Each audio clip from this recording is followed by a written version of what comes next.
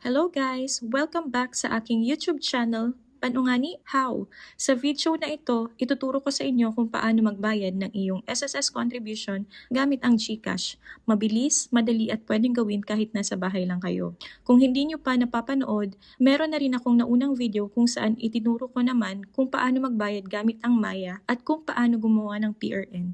Ilalagay ko na lang ngayong link sa description box para ma-check nyo rin. Kaya kung ready na kayo, simulan na natin. Don't forget to like, subscribe, at i-click ang notification bell para updated kayo sa mga susunod kong videos. Let's go! Paano magbayad ng SSS contribution gamit ang GCash? SSS contribution payment via GCash, March 30, 2026.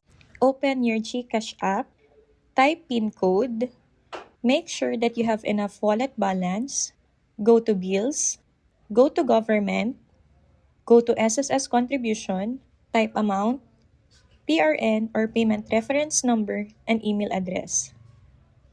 Click confirm. Payment successful. Thanks for watching. Bye!